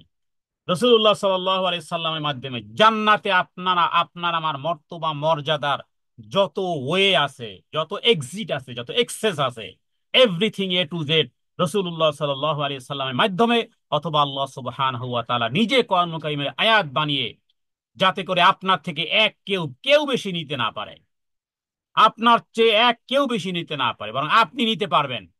হ্যাঁ, আপনি 100-তে 100 নিতে পারবেন।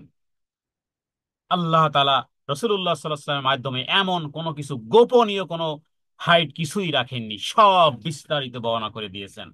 হ্যাঁ, জীবনে কারোর জন্য একটু জায়গা প্রশস্ত ছেড়ে দেন। হ্যাঁ, আমাদের দেশে মানুষ আইল কাটে। হ্যাঁ, মানুষ আইল কাটে, কিভাবে তাকে কোণঠাসা করা যায়, কিভাবে রাস্তা বন্ধ করা যায়, কিভাবে কোথাও কোথাও ঢাকা শহরে বাড়ি জমি কিনেছে কিন্তু ঘরের জায়গা নেই, কারণ সামনের ব্যক্তি রাস্তা সংকীর্ণ করে দিয়েছে। ভাই ভাইয়ের হ্যাঁ জায়গাকে রাত্রিকালীন ওয়াল উঠিয়ে দিয়ে ভাইয়ের রাস্তা বন্ধ করে দিয়েছে। এবার ভাই কি হেলিকপ্টারে যাবে ঘরে? আহা, কতটুকু জায়গায় তুমি নিলে? এটার বিপরীত কি হতে পারে? এই যদি আয়াতটি আমরা পাঠ করলাম, হ্যাঁ, যে আয়াতের মধ্যে আল্লাহ তাআলা উল্লেখ করেছেন যে ফাফসাহু ইয়াফসাহিল্লাহু লাকুম, প্রশস্ত করে দাও, আল্লাহ তাআলা তোমার জন্য জান্নাতকে প্রশস্ত করে দিবেন। কবরে, মরণে, হাসরে, পুলসিরাতে, মিজানে সব জায়গায় প্রশস্ত করে দিবেন। এবার বিপরীতটা কি হতে পারে হে আল্লাহ? হ্যাঁ, যে যদি প্রশস্ত, আচ্ছা, যদি প্রশস্ত না করে দিই মানুষের জন্য, যদি সংকীর্ণ করে দিই, তাহলে তাহলে এটার বিপরীতটা কি আসবে? প্রশস্ততার বিপরীত যেটা সেটাই আসবে, আল্লাহ তাআলা তোমার জীবনকে সংকীর্ণ করে দিবেন। মরণে সংকীর্ণ, কবর সংকীর্ণ, পুলসিরাত সংকীর্ণ, হাসরের ময়দান সংকীর্ণ, আর সর্বশেষ জাহান্নাম হলো সংকীর্ণ জায়গা। কারণ জাহান্নামকে আল্লাহ তাআলা ওই পিরামিডের মতন, হ্যাঁ, সাত জমিনের নিচের অংশ সরু, ওই সরু জায়গা হলো জাহান্নাম, ওখানে আল্লাহ ঠেসে দিবেন, ওখানে আল্লাহ তাআলা ঠেসে দিবেন। সংকীর্ণ করার করার সেদিন বুঝে আসবে। দুনিয়া দুই হাতের সংকীর্ণতা, দুই চার হাতের জন্য সংকীর্ণতায় আপনি, হ্যাঁ, ফায়দা ফায়দা ভোগের জন্য মানুষের লাইফকে আপনি সংকীর্ণ করে দিয়েছেন। আপনার কি মনে হয় এই সংকীর্ণ করে আপনি জিতে গেছেন? এগুলো সামাজিক, এগুলো সামাজিক, সামাজিক আয়াত, এগুলো, এগুলোর ব্যাখ্যার বিশ্লেষণ, এগুলো মসজিদে মসজিদে, মজলিসে মজলিসে এগুলো করা উচিত। সালাত সিয়াম সব আমরা আছি, কিন্তু সামাজিক জীবনে আমরা একেবারে ভোতা হয়ে আছি, কমপ্লিটলি ভোতা হয়ে আছি। মুমিনের মুমিনের জন্য এই জাতীয় সংকীর্ণতার কোনো স্থান নেই। আল্লাহ তাআলা চেয়েছেন ফাফসাহু ইয়াফসাহিল্লাহু লাকুম। জি, পরের আয়াত।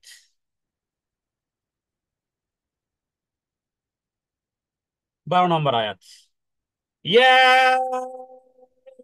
আইয়ুহাল্লাযীনা আমানু ইযা নাজাইতুমুর রাসূলা ফাকাদ্দিমু বাইনা ইয়াদাই নাজওয়াকুম সাদাকাহ যালিকা খায়রুল লাকুম ওয়া আতহার فإن لم تجدوا فإن الله غفور رحيم يا أيها الذين آمنوا। হে ইমানদার সম্প্রদায়, যারা ঈমান এনেছো, ইদা না যাই তোমার রসুল, যদি নবীজির সাথে একান্ত কথা বলতে চাও, তাহলে ফাকাদ দিমু, তাহলে পেশ করো, হাদিয়া পেশ করো, নবীকে হাদিয়া দাও। হ্যাঁ, বাইনা ইয়াদাই নাজওয়াকুম সাদাকা, নবীজির সাথে কানে কানে একান্ত ভাবে কথা বলতে চাও, নবীকে এবার হাদিয়া দাও। ফাইল্লাম তাজিদু, যদি সেটি না পাও, তাহলে ফাইন্নাল্লাহ গফুরুর রহিম, আল্লাহ তাআলা তিনি ক্ষমাশীল এবং পরম দয়ালু। দেখুন এই আয়াতের শাব্দিক অর্থে কি বুঝে আসতেছে, যে নবীজির সাথে যদি কথা বলতে হয় তাহলে সাদাকা দিয়ে কথা বলতে হবে। সুবহানাল্লাহ। এই আয়াত নাজিল হওয়ার পরে হযরত আলী রাদিয়াল্লাহু তাআলা আনহু এমনটি করতে পেরেছিলেন। হ্যাঁ, নবীজির সাথে কথোপকথন করতে এসে আগে হাদিয়া দাও, তারপরে কথা বলো। দেখুন আপনারা দুনিয়াবী দৃষ্টিতে যদি উকিলের কাছে যান, যে আমি একটা পরামর্শ চাই, একজন জজের কাছে যান, একজন ব্যারিস্টারের কাছে যান, আইন বিশেষজ্ঞের কাছে যান, আপনি যদি পরামর্শ দেন, তার একটা মাসুল থাকে। হ্যাঁ, তার একটা হিসাব দিতে হয়, তার একটা ফি থাকে। হ্যাঁ, ডাক্তারের সাথে পরামর্শ করবেন, একটা ফি থাকে। তো একজন আলেমের কাছে জাহান্নাম থেকে বাঁচবেন, জান্নাতি বিষয় জানবেন, অথবা এক দ্বীনের জ্ঞান, আল্লাহ তাআলার ওই ওহির জ্ঞান জানবেন, তো তারও তো একটা ফি থাকা উচিত। দেখুন এই আয়াতটি যখন নাজিল হয়েছে, একাধিক প্রেক্ষাপট এবং কিয়ামত পর্যন্ত এই আয়াতটি বলবৎ আছে। হ্যাঁ, কারণ যারা দ্বীনের পথে পরিচালিত হয়, স্বাভাবিকভাবে তাদেরকে আপনি যদি 2-4 টাকা দেন, তাদের তো মন চায় যে তারাও দান সৎকা করুক। হ্যাঁ, একজন আলেমের মন চায় না যে সে দান সৎকা করুক। তো সে যদি না পায় তাহলে কিভাবে দান সৎকা করবে? রাসূলুল্লাহ সাল্লাল্লাহু আলাইহি সাল্লামকে যা কিছু দেওয়া হতো, তিনি কি সব সেগুলো আবার তিনি অন্য হাতে গরিব অসহায়দেরকে দিয়ে দিতেন? তাহলে দেখুন সব সব কিন্তু ডবল সওয়াব হলো। এক তো একজন ব্যক্তিকে দিলেন, আবার তিনি যখন আবার অন্যকে দিবেন তো ডবল সওয়াব হলো। এটা একটা বিষয়। দ্বিতীয় বিষয় হলো যে রাসূলুল্লাহ সাল্লাল্লাহু আলাইহি ওয়াসাল্লাম দ্বীনের কাজে যেহেতু বেশি ব্যস্ত থাকেন, কোন কোন সাহাবায়ে কেরাম তারা সামান্য ছোট ছোট বিষয়গুলো নিয়ে এত ব্যস্ত থাকতো, এত ব্যস্ত থাকতো, যে রাসূলুল্লাহ সাল্লাল্লাহু আলাইহি ওয়াসাল্লাম স্বাভাবিকভাবে দ্বীনের দাওয়াতের কাজ যেন ব্যাহত হওয়ার উপক্রম। আবার বিষয়টি এমন ছিল যে মোনাফেকরা পর্যন্ত রাসূলুল্লাহ সাল্লাল্লাহু আলাইহি সাল্লামের সাথে একান্ত বৈঠকে, একান্ত বৈঠকে অত্যাধিক সময় ব্যয় করত, উঠতেই যেন চাইতো না। রাসূলুল্লাহ সাল্লাল্লাহু লজ্জাশীলতার চাদরে আবৃত হওয়ার কারণে বলতে পারতেন না। ছোট্ট ছোট্ট মাসালা বিষয়গুলো নিয়ে অনেকে আছেন যে প্রশ্ন করেন, ছোট্ট একটা জিনিস কিন্তু এমন ভাবে যেন 2-4-5 মিনিটেও শেষ হয় না। তো মোনাফেকরাও ঠিক এই কাজগুলো করতো, নবীজিকে ব্যস্ত রাখতো যাতে করে দ্বীনের অন্যান্য বৃহত্তম কোনো কাজ করতে না পারে। এজন্য অনেক ওলামায়ে কেরামগণ তারা এই মোবাইল নম্বর দেন না, কারণ তারা হয়তোবা দ্বীনের অনেক কাজ, লেখালেখির কাজে আছেন, হয়তোবা তাদারুসের ইলমের কাজে আছেন, কেউ বই লেখনীতে আছেন, কেউ হয়তোবা বিভিন্ন বিষয়গুলো সাজাচ্ছেন, পড়াশোনা নিয়ে ব্যস্ত আছেন। তো এখন যদি সবাই যদি তাদেরকে ফোন করে, হ্যাঁ, যে ডাক্তার ইমাম হোসেন সাহেব একদম বলতেছিল যে আমাকে এই পরিমাণ ফোন দৈনিক আসে, এ তো ফোনই বন্ধ করে রাখছেন। তো এখন কেউ মনে করতে পারে যে একজন আলেম, দেখো আলেম হয়ে অহংকার করতেছে। তো এই আয়াতটি মূলত কিয়ামতের আগ মুহূর্ত পর্যন্ত অনেক বিষয় দিক নির্দেশনা করে। তো এর দ্বারা কি হলো, আল্লাহ তাআলা কে কপট বিশ্বাসী, কারণ স্বাভাবিকভাবেই দুর্বল টাইপের ইমানদাররা, মুনাফিকরা, তারা বুঝাতে চাইতো যে দেখো নবীজির সাথে আমাদের কত ভাব, আরে সে তো আমার লোক। হ্যাঁ, কোনো একজন আলেমের সাথে ঘনিষ্ঠতা বা কোনো একজন আলেমের সাথে কথোপকথন বা কোনো একজন আলেমের সাথে সম্পর্কিত হওয়াটাকে অনেকে প্রাউড ফিল করে, ও কে আহলান ওয়া সাহলান, কিন্তু নিজে অতটা দিন প্র্যাকটিসকারী নয়। তো কপট ইমানদার, কপট যারা ছিল, হ্যাঁ, যারা মুনাফিক ছিল, এরা রাসূলুল্লাহ সাল্লাল্লাহু আলাইহি সাল্লামের সান্নিধ্যে বসে থাকতো। ছোট্ট ছোট্ট ক্ষুদ্র ক্ষুদ্র বিষয়গুলো নিয়ে ঘন্টা পর ঘন্টা তারা কথোপকথন থাকতো, আর মানুষকে বুঝাতো দেখো নবীদের সাথে আমাদের কত সখ্যতা। আর এখানে আরেকটি যে নাজওয়াকুম, নাজওয়াকুম শব্দ দ্বারা একান্তে কথা বলতে চাইতো, একান্তে, যে ইয়া রাসূলুল্লাহ আমার ব্যক্তিগত কিছু কথা আছে, আমি আপনার সাথে কথা বলতে চাই একান্ত ভাবে। তাহলে সেখানে অন্যের অনুমতিও থাকতো না। তো যখন নাকি আয়াত নাজিল হলো যে এবার নবীদের সাথে কথা বলো, আগে সাদাকা দাও, তারপরে কথা বলো, ব্যাস, এরপরে আর এই কপটদেরকে আর দেখা যায় না, শেষ। আর কারো ব্যক্তিগত কথা নেই, যখনই টাকা পয়সার কথা উঠবে, হ্যাঁ, দেখবেন যে অর্ধেক লোক নেই, শেষ। আর লোকজন নেই, আর কোনো প্রশ্নও নাই তাদের মনে। একান্ত কথা বলার মতো আর কিছুই নাই। কারণ এখানে মালি কিছু বিষয়, আল্লাহ আকবার, এটি একটি নুরানি আয়াত বলা যেতে পারে। রাসূলুল্লাহ সাল্লাল্লাহু আলাইহি সাল্লামের জন্য আল্লাহ তাআলা বোঝাকে হালকা করে দিয়েছেন, বোঝাকে। নবীকে ব্যস্ত রাখো 24 ঘন্টা, 24 আওয়ার, তোমাদের সবার ব্যক্তিগত কথা, ব্যক্তিগত কথোপকথন দিয়ে নবীকে ব্যস্ত রাখো। এবার নবীকে সাদাকা দাও, তারপর নবীদের সাথে ব্যক্তিগত কথা কথোপকথনে অংশগ্রহণ করো, শেষ। আর বোঝা টোঝা নাই, নবীজি এবার ফ্রিডম। তো আল্লাহ তাআলা এখানে, হ্যাঁ, যালিকুম খায়রুল লাকুম ওয়া আতহার, তোমাদের জন্য এটা উত্তম হবে। যদি কেউ দিতে পারো দেও, কথা বলো, তোমাদের জন্য উত্তম হবে, সেই সূত্র আল্লাহ তাআলা রেখেছেন। তো এর কারণে কি হয়েছে যে এই এই আয়াতটি মূলত দুই ধরনের, এক হলো যে মুনাফিক যারা, তাদের জন্য, হ্যাঁ, এই আপদ দূর হয়েছে, এরা নবীকে ব্যস্ত রাখার যে ফন্দি ফিকির, সেটা দূর হয়েছে। কিন্তু সাধারণ কিছু ব্যক্তিবর্গ ছিল যারা আসলে ইমানদার, তাদের জন্য কঠিন হয়ে গেছে। হ্যাঁ, কারণ সবার কাছে তো আর টাকা পয়সা সম্পদ থাকে না। তাই বলে কি সে দিনের মাসালা জিজ্ঞেস করবে না? অবশ্যই করবে। হ্যাঁ, আয়াতের শেষ অংশে সেই সুযোগটুকু দেওয়া হয়েছে। ফাইল্লাম তাজিদু ফাইন্নাল্লাহা গফুরুর রহিম, যদি কিছুই না পাও দেওয়ার জন্য, দেওয়ার ইচ্ছা আছে কিন্তু দিতে পারে না, নো প্রবলেম, ফাইন্নাল্লাহা গফুরুর রহিম। জি, আয়াতটি সম্পর্কে আগামীকালকে ইনশাআল্লাহ আমরা এরপর থেকে এই আলোচনা শুরু করবো ইনশাআল্লাহ বিইজনিল্লাহ। যা কিছু শুনলাম দুই কান দিয়ে, আর যা কিছু বললাম আমরা শ্রবণকারী মুস্তামিঈন এবং মুতাকাল্লিমিন, আল্লাহ তাআলা যেন আমাদেরকে রন্দে রন্দে আমাদের জীবনের পরতে পরতে কোরআন এবং সুন্নাহর এ সমস্ত দিক নির্দেশনাগুলো, এ সমস্ত সূক্ষ্ম সূক্ষ্ম বিষয়গুলো আমাদের বাস্তব জীবনে যেন অ্যাপ্লাই করতে পারি। বুঝে বুঝে সমস্ত বিষয়গুলো যেন কখনো আমাদের চোখ থেকে যেন এড়িয়ে না যায়, আমাদের আমল থেকে যেন এড়িয়ে না যায়। হ্যাঁ, অনেকগুলো দিক নির্দেশনা ছিল এই 3টি আয়াতের মধ্যে। কারণ এটি ব্যক্তিগত ইবাদত থেকে শুরু করে একেবারে রাষ্ট্রীয় পর্যন্ত সব জায়গাতে এগুলো মানার সুযোগ আপনার সামনে আসবে। তখন আমাদেরকে সেই পরীক্ষায় পাশ করতে হবে। তাহলে প্রথমে আমরা বলেছিলাম যে আমরা সামাজিক ভাবে বা পারিবারিক ভাবে যদি আপনাকে নিয়ে কেউ কানা কানা কানা ঘুষা করে, নো প্রবলেম, আপনি আল্লাহ তাআলার উপরে ভরসা করেন। এখান থেকে আমরা আলোচনা শুরু করেছিলাম। এরপরে আরো বেশ কিছু বিষয়গুলো এসেছিল, যে আমরা যত পরামর্শ করব, যত বৈঠক করব, যত মজলিসে যাব, হ্যাঁ, সেখানে যেন খবরদার আল্লাহ এবং আল্লাহ রাসূলের বিরুদ্ধাচরণের কোনো কিছু যদি হয়, সেই মজলিসকে আমরা ত্যাগ করব। অথবা যদি সেখানে থাকতে হয় তাহলে দাওয়াতের নিয়তে থাকবো। যদি আপনাকে কেউ দাওয়াত প্রোগ্রাম, হ্যাঁ, বিবাহের দাওয়াত দিস, আপনি জানেন শরীয়তের লঙ্ঘন, ভায়োলেশন এখানে হতে পারে, সেখানে আপনি যাবেন দাওয়াতের নিয়তে, দাওয়াতের নিয়তে যাবেন। হ্যাঁ, বোরকা সরকা পরে একেবারে পরিপূর্ণ হিজাবের সাথে, পর্দা পুশিদার সাথে যাবেন। হাজার নারী যদি তারা বোরকাকে হিজাবকে খুলে ফেলে, আপনি অটল থাকবেন, কারণ আপনি সেখানে দ্বীনের দাওয়াত নিয়ে পৌঁছে গেছেন। এটা যেন এমন না হয়, হ্যাঁ, এটা যেন এমন না হয় কোনো পর্দার পর্দার লঙ্ঘন যেন এ সমস্ত বিবাহ শাদীর অনুষ্ঠানে অথবা বড় ধরনের অনুষ্ঠানে যেন না হয়, বরং যাবেন দাওয়াতের নিয়তে আপনি যাবেন। এরপরে যে বিষয়টি, যে যদি পরামর্শ করা হয় তাহলে যেন তা না যাও বিল বিররি ওয়াত তাকওয়ার, যেন পরামর্শগুলো করা হয়। আল্লাহ তাআলা মুমিনদের জন্য কি করেছেন, এরপরে আল্লাহ তাআলা আরেকটি বলেছেন যে মানুষের জন্য হৃদয়ে প্রশস্ত জায়গা রাখেন।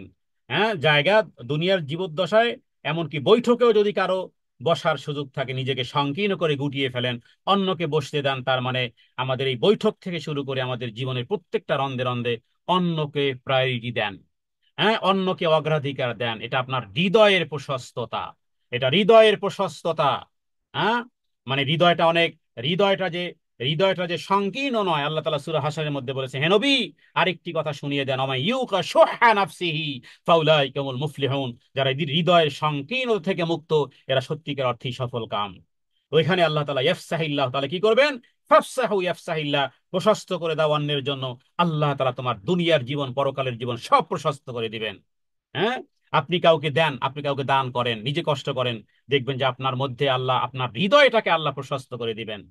ওই ওই শুকনো রুটি খাবেন, তবুও চোখ দিয়ে শুকরিয়ায় চোখ দিয়ে পানি পড়বে, আপনি হ্যাপি। আল গিনা গিনান নফস। হ্যাঁ, আপনার কাপড় ছেঁড়া থাকতে পারে, আপনার জামা জুতো কম দামি হতে পারে, কিন্তু হৃদয়টা আপনার ধনী করে দিয়েছেন কে? আল্লাহ সুবহানাহু ওয়া তাআলা। এটাই হলো হৃদয়ের ধনী। আর কত মানুষ দেখবেন যে তাদের ঘর বাড়ি দালান কোঠা গাড়ি বাড়ি, তাদের জামা জুতা কলম টুপি, হ্যাঁ, জামা কাপড় অনেক দামি, কিন্তু হৃদয়টা বিশ্বাস যদি করেন যে কি পরিমাণ যে সংকীর্ণ ওদের, সামান্য একটু এদিক সেদিক হলেই বোঝা যায় যে সেই কতটা কনজেস টাইপের মানুষ। আল্লাহ আকবার। তো এই কারণে মুমিনদেরকে আল্লাহ এই রকমের সংকীর্ণ মনা দেখতে চান না। হ্যাঁ, বরং অন্যকে অগ্রাধিকার দেওয়াওয়ালা ব্যক্তিদের জন্য আল্লাহ বলেছেন ইয়াফসাহিল্লাহু লাকুম, আল্লাহ তোমাদেরকে প্রশস্ততা করে দিবেন। আল্লাহ যদি দায়িত্ব নেয় আপনার জীবনে প্রশস্ততা, আপনার, হ্যাঁ, তো আপনার আপনার সেফটি সিকিউরিটি, আপনার চিন্তা চেতনায় কি রকমের একটা সিকিউর ভাব আপনার থাকা উচিত বলেন, তো আল্লাহ তাআলা প্রশস্ততা দিবেন। এরপরে আল্লাহ তাআলা বলেছেন যে, হ্যাঁ, আল্লাহ তাআলা মানুষের মর্তবা মর্যাদা বৃদ্ধি করেন জ্ঞানের কারণে। এজন্য জ্ঞানের একটা দৌড় আপনাকে দুনিয়ার জীবদ্দশায় দিতে হবে, মরার পরে আর কোনো জ্ঞানের প্রয়োজনীয়তা নাই। জ্ঞান অর্জনের জন্য আপনাকে দুনিয়ার জীবদ্দশায় দৌড় দিতে হবে। এই জন্য আপনাদেরকে বলেছি আপনার ঘরটাকে একটা ইসলামিক লাইব্রেরি বানিয়ে ফেলবেন।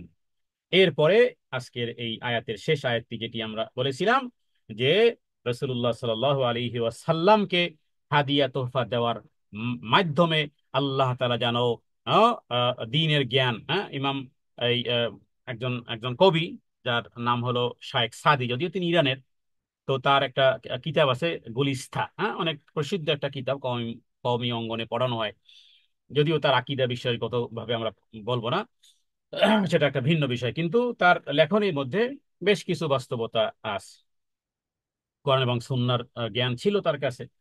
তো সংকীর্ণতা বিষয়ে তিনি ওইভাবে বলেছেন, হ্যাঁ, যে এই চেহেল সালে অমরে আজিজাত গুজাস্ত মেজাজে তু আজহালে তিফলি নাগাস্ত, হ্যাঁ, আরো অনেক কথা যেগুলো ফার্সির শের আকারে। তো সেগুলোর এই রকমের যে বখিলতা এমন এক জিনিস, হ্যাঁ, বখিলতা এমন এক জিনিস, এর দ্বারা যেন ইমান এবং ইমান এবং নেফাকের পার্থক্য হয়ে যায়। তো আল্লাহ তাআলার কাছে আমরা এটাও চাই যে হে আল্লাহ, সত্যিকার অর্থেই আমরা যেন উত্তম হাত হতে পারি, উপরের হাত যেন আমাদের হয়, নিচের হাত যেন আমাদের না হয়, এবং আমরা যেন সত্যিকার অর্থেই উৎকৃষ্টতম পবিত্রতম পন্থা, হ্যাঁ, পরিশোধক পন্থা যেন আমরা গ্রহণ করতে পারি। এবং এই 12 নম্বর আয়াতের শেষের সেই শব্দটি আরো চমৎকার, যে এর দ্বারা কি হবে আসলে, ফাইনাল্লাহ গফুরুর রহিম, তুমিই ক্ষমা পাবে। বনী ইসরাইল এক ব্যক্তি এরকমের ছিল যে মানুষকে দান করত, হ্যাঁ, এরপরে এরপরে সেই পরিমাণ দান করেছে, হ্যাঁ, যে এরপরে আল্লাহ তাআলা রাসূলুল্লাহ সাল্লাল্লাহু আলাইহি ওয়াসাল্লামের মাধ্যমে জানিয়েছেন, আল্লাহ তাআলা বলেছে যে তুমি কি আমার চেয়ে, মানে ওহাব মানে দাতা, তো তুমি কি আমার চেয়ে বড় ওহাব নাকি? আর যাও, তোমাকে আমি মাফ করে দিলাম। তুমি যত মানুষকে মাফ করে দিস, তা আমিও তোমাকে মাফ করে দিলাম। সাহাবীদের মধ্যে সাদ বিন আবি ওয়াক্কাসের সম্ভবত এরকম একটা ঘটনা পাওয়া যায়, যে অনেক সম্পদশালী ছিল, এরপরে তিনি মানুষকে এভাবে দান করতেন আর মাফও করে দিতেন। তো অসুস্থ হয়ে গেছেন, ব্যাপার কি, কেউ দেখতে আসে না, অথচ এই লোকটার কাছ থেকে কত মানুষ টাকা পয়সা নিয়েছে, কেউ দেখতে আসে না। এরপরে তিনি বুঝতে পারলেন যে আসলে লজ্জায় আসেন, হ্যাঁ, যে লোকটা এখন অসুস্থ, এখন যদি বলে যে ভাই যে টাকা পয়সা দিয়েছিলাম এখন দাও, তো লজ্জায় পড়ে যাবে মানুষজন। তিনি অনুভব করলেন, গোলামকে বললেন বাজারে গিয়ে এলান করে দাও যে সাদ বিন ওয়াক্কাসের কাছ থেকে যারা টাকা পয়সা নিয়েছে সব মাফ। খালি এই ঘোষণা করতে বাজারে দেরি, সব বাজার থেকে এমন ভাবে সাদ বিন ওয়াক্কাস রাদিয়াল্লাহু তাআলা আনহু বাড়িতে দৌড় দিয়েছে যে ঘরের দরজায় ভেঙে যাওয়ার উপক্রম, সবাই দেখতে আসছে। তো এই যে এর মধ্যে যে একটা প্রশান্তি, এর মধ্যে, হ্যাঁ, যে আল্লাহ তাআলা যেন এটাকে একটা ক্ষমা করার একটা বিষয় যেন এই আয়াতের সর্বশেষ আয়াত দ্বারা এটাই বুঝিয়েছেন, যে ঠিক আছে ফাইল্লাম তাজিদু, যদি কিছুই দিতে না পারো, তো অসুবিধা নেই, কারণ আল্লাহ তাআলা তো জানেন, দেখেন, ফাইন্নাল্লাহা গফুরুর রহিম, নিশ্চয়ই আল্লাহ তাআলা তোমাদের ক্ষমা করে দিবেন। অতএব যেখানে অপারগতা, সেখান থেকে আরেক ধরনের রহমত শুরু হবে। রব্বে কারীমের কাছে প্রার্থনা করি, হে আল্লাহ, যা শুনলাম যেন মানতে পারি।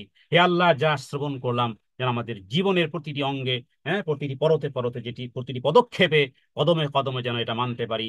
হে আল্লাহ, আপনি আমাদেরকে তৌফিক ইনায়েত করেন। হাদা মিন্নি ওয়াল ইলমু ইনদাল্লাহ, আল্লাহু আ'লামু বিস-সাওয়াব। ওয়া সাল্লাল্লাহু আলা সাইয়্যিদিনা মুহাম্মাদিন নবিয়্যিল উম্মি ওয়া আলিহি ওয়া সাল্লিম। আসসালামু আলাইকুম ওয়া রাহমাতুল্লাহি ওয়া বারাকাতুহু।